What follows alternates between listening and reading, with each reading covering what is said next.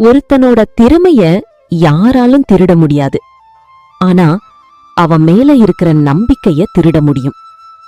செங்கல்பட்டு டவுன்ல bus stand பக்கத்துல ஒரு சின்ன நார்த் இந்தியன் ஃபுட் கோர்ட் இருந்துச்சு. Thangaraj north Indian food court. சாயங்காலம் 6 மணிக்கு அப்புறம் அங்க சீட்டு கிடைக்கிறதே கஷ்டம், அவ்வளவு கூட்டம். ஆனா அந்த கூட்டத்துக்கு காரணம் கடை பேரு இல்ல, அங்க வேலை பார்த்த ஒரு இளம் செஃப் முருகன். வயசு 26. எப்பவும் சிரிச்ச முகம், கோபங்கிறதே தெரியாது. சமையல்தான் அவனோட உலகம். குறிப்பா பனீர் டிக்கா. அவன் போடுற மசாலா, அவன் கிரில் பண்ற முறை, அவன் கைப்பக்குவம், அதுக்காகவே மக்கள் தேடி வருவாங்க. மணி அண்ணா, அந்த தயிர்ல மேரினேட் பண்ணத கொஞ்சம் இங்க தள்ளுங்க. இந்தா. எப்ப பார்த்தாலும் முருகன் முருகன். இந்த கடையில வேலையை பாக்குறது நீ ஒருத்தன் தானா? அண்ணா, கஸ்டமர்ஸ் வெயிட்டிங். இன்னைக்கு வீக்கெண்ட், சேர்ந்து வேலையை பார்த்தா சீக்கிரம் முடிஞ்சிடும். நீ இல்லாம இந்த கடையே ஓடாத மாதிரி பில்டப் கொடுக்குறாங்க. அந்த நேரம் முதலாளி தங்கராஜ் கிச்சனுக்குள்ள வந்தார். முருகா, செம்மடா. இன்னைக்கு சென்னையிலேருந்து வந்த ஃபுட் பிளாகர்ஸ் உன் பனீர் டிக்கா சாப்பிட்டு வீடியோ போட்டிருக்காங்க. நாளைக்குள்ள வைரல் ஆயிடும். அதெல்லாம் நீங்க நல்ல குவாலிட்டி பொருள் வாங்குறதால தான் முதலாளி. அட, பொருள் எல்லாருக்கும் ஒரே மாதிரி தான். ஆனா உன் கையில தான் அந்த டேஸ்ட் வருது. மணி இதையெல்லாம் கேட்டுக்கிட்டு உள்ளுக்குள்ள கொதிச்சுக்கிட்டு இருந்தான். அந்த இரவு கடை மூடுற நேரம், எல்லாரும் கிளீனிங் பண்ணிக்கிட்டு இருந்தாங்க. முருகா, இன்னைக்கு நல்ல கலெக்ஷன். இப்பவே பேங்க்ல போட முடியாது, நாளைக்கு காலையில போடலாம் அப்படின்னு சொல்லிட்டு ஒரு 10,000 ரூபாய் கட்ட தனியா கேஷ் டிராயர்ல வச்சார். முருகன் அதை கவனிக்கவே இல்ல. அவன் கிரில்ல சுத்தம் பண்ணிக்கிட்டு இருந்தான். ஆனா மணி பார்த்துட்டான். அவன் கண்ல ஒரு திட்டம் போட ஆரம்பித்தான். முருகன் இருக்கிற வரைக்கும் எனக்கு இந்த கடையில மதிப்பே கிடைக்காது. ஒரே ஒரு தடவை முதலாளி அவனை வெறுத்துட்டார்னா அதுக்கப்புறம் இந்த கிச்சன் முழுக்க என்னோடது. கொஞ்ச நேரத்துக்கு அப்புறம் தங்கராஜ் ஒரு சப்ளையர் கிட்ட போன் பேச வெளியே போனார். முருகன் ஸ்டோர் ரூம்ல பொருள் அடுக்கிட்டு இருந்தான். அந்த வாய்ப்பை பயன்படுத்தி மணி மெதுவா கேஷ் டிராயரை திறந்தான். 10,000 ரூபாவை எடுத்தான். சுற்றி யாராவது இருக்காங்களான்னு பார்த்தான். யாரும் இல்ல. நேரா முருகனோட பேக்ல அந்த பணத்தை ஒளிச்சு வச்சான். அடுத்த நிமிஷமே ஒண்ணுமே தெரியாத மாதிரி பாத்திரம் கழுவ ஆரம்பிச்சிட்டான். கொஞ்ச நேரத்துல முருகன் வெளியே வந்தான். முதலாளி, எல்லாம் கிளீன் பண்ணிட்டேன், நான் கிளம்பட்டுமா? சரி முருகா, பத்திரமா போ. நாளைக்கு கொஞ்சம் சீக்கிரம் வந்துரு. முருகன் பேகை எடுத்துக்கிட்டு கதவு வரைக்கும் போனான். அந்த நேரம் தங்கராஜ் கேஷ் டிராயரை திறந்து ஒரே அதிர்ச்சி ஆயிட்டார். ஏய், இது என்ன? இங்க வச்ச 10,000 ரூபாய் எங்க? என்ன முதலாளி, காசு காணோம். நம்ம 3 பேரை தவிர யாருமே உள்ள வரல. முதலாளி, நான் ஒன்னு சொல்லட்டுமா? தப்பா எடுத்துக்காதீங்க. என்ன? கொஞ்ச நேரத்துக்கு முன்னாடி முருகன் கேஷ் கவுண்டர் பக்கத்துல நின்னது என் கண்ணுல பட்டுச்சு. என்ன நான் பேசுறீங்க? நான் கிச்சன்ல தானே இருந்தேன். அப்போ காசு எங்க போச்சு? முதலாளி, நீங்க என்னைய நம்பலையா? நம்புறேன், ஆனா உண்மை தெரியணும்.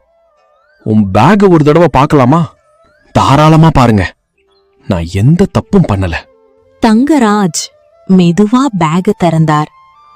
துணிகளுக்கு நடுவுல 10,000 ரூபாய் கட்டு. அவரோட கை அப்படியே நடுங்க ஆரம்பிச்சுச்சு. முருகனுக்கு உலகமே இருட்டா போன மாதிரி இருந்துச்சு. முதலாளி, சத்தியமா இந்த காசு எப்படி என் பேக்ல வந்துச்சுன்னு எனக்கே தெரியல. தங்கராஜ் கண்களை மூடிக்கிட்டார். சில நொடிகள் யாருமே பேசல. அவருக்குள்ள ஒரு போராட்டம். நம்பிக்கையா இல்ல ஆதாரமா? இறுதியில் அவர் மெதுவா பேசினார். முருகா,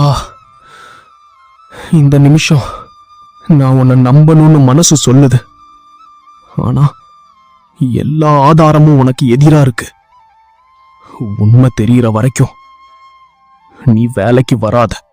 அந்த வார்த்தை முருகனுக்கு வேலை போனதை விட நம்பிக்கை உடைஞ்ச சத்தமா கேட்டுச்சு.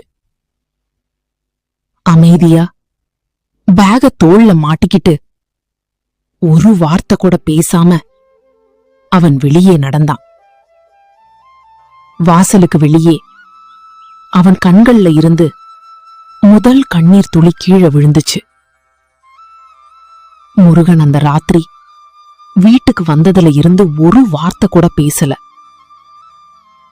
அவனோட அம்மா மீனாட்சி அவன் முகத்தை பார்த்ததும் ஏதோ பெரிய விஷயம் நடந்திருக்குன்னு புரிஞ்சுக்கிட்டாங்க. என்னடா முருகா, ஏன் முகமே சரியில்லை? அம்மா, என்ன திருடன்னு சொல்லி வேலையில இருந்து அனுப்பிட்டாங்க. என்னடா சொல்ற? நீயா திருடுற? உன்னை நான் பெத்திருக்கேன்டா. நீ எப்படிப்பட்டவன்னு எனக்கு தெரியாதா? முருகன் நடந்ததை எல்லாம் சொன்னான். அத கேட்ட மீனாட்சி ஒரு நிமிஷம் அமைதியா இருந்தாங்க. பிறகு அவன் தோள்ல கை வச்சாங்க.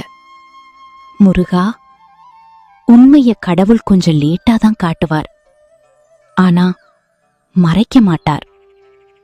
இப்போ எல்லாரும் உன்னை சந்தேகப்படலாம். ஆனா உன் கைப்பக்குவத்தை யாராலும் சந்தேகப்பட முடியாது. அந்த ஒரு வார்த்தை முருகனுக்கு மறுபடியும் தைரியம் கொடுத்துச்சு. மறுநாள் காலை முருகன் ஒரு முடிவெடுத்தான். வீட்ல இருந்த பழைய ஸ்கூட்டரை வித்தான். கொஞ்சம் சேமிச்ச காசு, அம்மாவோட சின்ன நகை எல்லாத்தையும் சேர்த்து ஒரு சின்ன ஃபுட்கார்ட் வாங்கினான். Murugan's north Indian kitchen. Bus stand பக்கத்துல ஒரு காலி இடத்துல காட்ட நிறுத்தினான். அந்த முதல் நாள் அவன் மனசு நிறைய நம்பிக்கையோட இருந்துச்சு. ஆனா முதல் 1 மணி நேரம் ஒருத்தர் கூட வரல. முருகன் மட்டும் கிரில்ல சூடாக்கிக்கிட்டு மசாலாவை ரெடி பண்ணிக்கிட்டு இருந்தான். அந்த நேரம் ஒரு ஆட்டோ டிரைவர் வந்தார். புது கடையா தம்பி? ஆமாண்ணா, ஒரு தடவை டேஸ்ட் பண்ணி பாருங்க, பிடிக்கலன்னா காசே வேண்டாம். அவ்வளோ கான்ஃபிடன்ஸா? சரி, ஒரு பிளேட் போடு. தம்பி, இது செமையா இருக்கே. நான் இவ்வளோ டேஸ்டா பன்னீர் டிக்கா சாப்பிட்டதே இல்லை. நன்றி அண்ணா, நாளைக்கு என் ஃப்ரெண்ட்ஸையும் கூட்டிட்டு வரேன். அந்த ஒரு வார்த்தை முருகனுக்கு விளம்பரம் மாதிரி இருந்துச்சு. அடுத்த நாள் 3 பேர் வந்தாங்க. 3வது நாள் 6 பேரு. 1 வாரம் கழிச்சு பக்கத்து கல்லூரி பசங்க வர ஆரம்பிச்சாங்க.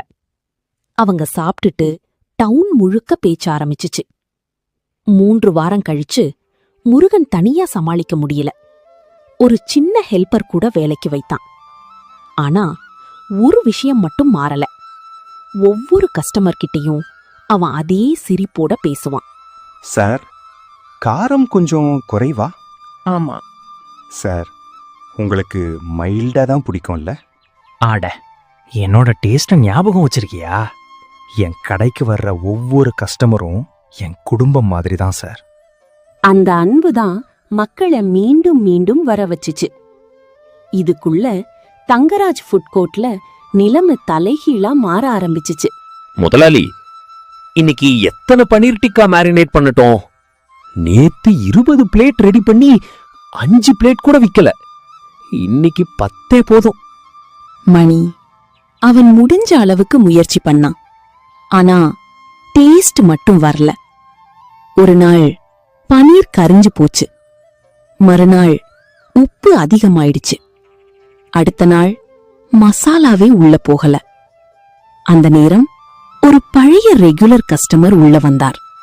வாங்க சார், ரொம்ப நாள் ஆச்சே. ஒரு பனீர் டிக்கா. மணி ரெடி பண்ணி கொடுத்தான். கஸ்டமர் ஒரு துண்டு சாப்பிட்டார். அப்படியே பிளேட்டை கீழே வச்சார். அவரு காசு கூட கொடுக்காம வெளியே போயிட்டார்.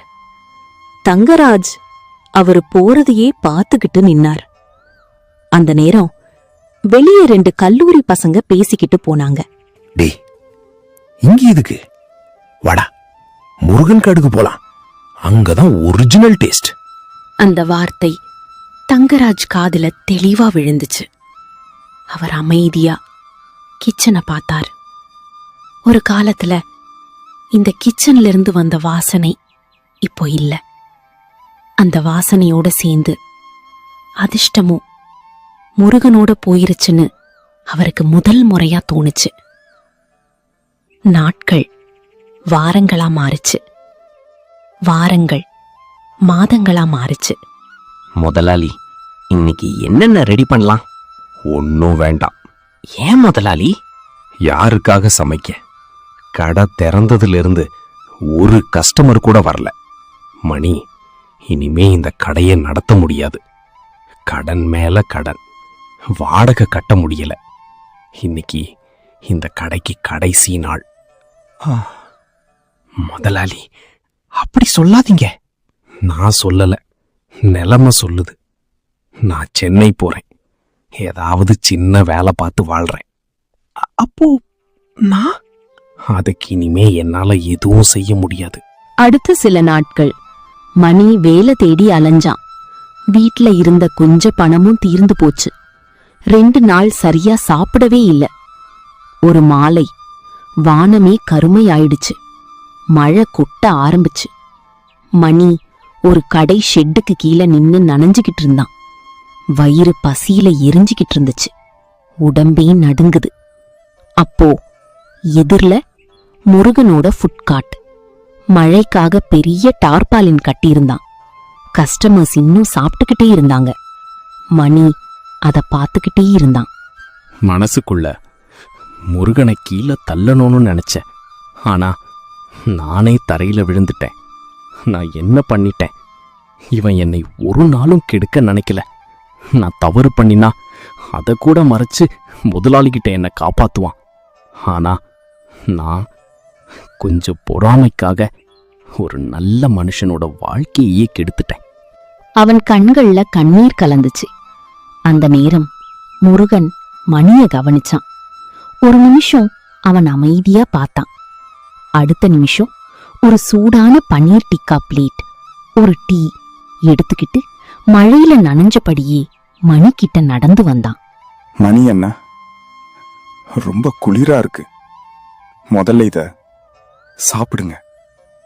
வேண்டாம் முருகா, வயிறு காலியா இருக்கும்போது எந்த முடிவும் எடுக்கக்கூடாது. சாப்பிடுங்க. ஏண்டா முருகா, நான் உனக்கு இவ்வளோ துரோகம் பண்ணியும் நீ எனக்கு சாப்பாடு வாங்கிட்டு வர்ற. பசி வந்தவனுக்கு சாப்பாடு கொடுக்கறது தப்பா? நான் இந்த சாப்பாட்டுக்கே தகுதி இல்லை. என்ன மன்னிச்சிடு முருகா. அந்த நாள் காசை திருடுனது நீ இல்ல, நான் தான். 10,000 ரூபாயை எடுத்தேன். உன் பேக்ல நான் தான் ஒளிச்சு வச்சேன். முதலாளி உன்னை வேலையிலிருந்து அனுப்பணும்னு பொறாம, அதுதான் என் கண்ணை மூடிச்சு. என்ன வேணும்னாலும் தண்டனை கொடு, அடிச்சுக்கோ, போலீஸ்ல ஒப்படைச்சிடு. ஆனா என்ன மன்னிக்காம மட்டும் இருக்காத. முருகன் ஒரு வார்த்தை கூட பேசல. அவன் கண் முன்னாடி அந்த இரவு ஞாபகம் வந்துச்சு. அம்மா அழுதது, வேலை போனது, மக்கள் சந்தேகப்பட்டதெல்லாம் ஒரே நொடியில மனசுக்குள்ள ஓடிச்சு போச்சு. மணி இன்னும் அழுதுகிட்டே இருந்தான். முருகன் ஆழமா ஒரு மூச்சு விட்டான். அவன் கண்கள்லயும் கண்ணீர். அந்த நேரம் மழை நின்னிருச்சு. அதே நேரத்துல அங்க சாப்பிட வந்த டவுன் தலைவர் பெரியசாமி, 2 வியாபாரிகள், இவங்க எல்லாரும் மணியோட ஒவ்வொரு வார்த்தையையும் கேட்டுட்டாங்க. மணி, நீ பண்ணது சாதாரண தப்பில்ல. ஒருத்தனோட வாழ்க்கையே சதைக்க பார்த்திருக்க. தலைவரே, எனக்கு என்ன தண்டனை கொடுத்தாலும் சரி, நான் தகுதியானவன் தான். தலைவரே, ஒரு நிமிஷம் போலீஸ்க்கு கொடுக்க வேண்டாம். அந்த நாள் நான் வேலை இழந்தப்போ என் மனசு ரொம்ப உடைஞ்சிருச்சு. என் அம்மா கஷ்டப்பட்டாங்க, நானும் ரொம்ப கஷ்டப்பட்டேன். அதெல்லாம் உண்மைதான். ஆனா இப்போ இதை பாருங்க, எனக்கு கடவுள் இன்னொரு வழி திறந்து கொடுத்தாரு. இந்த கடை கிடைச்சது, நல்ல பேரு கிடைச்சது, உங்க எல்லாரோட அன்பு கிடைச்சது.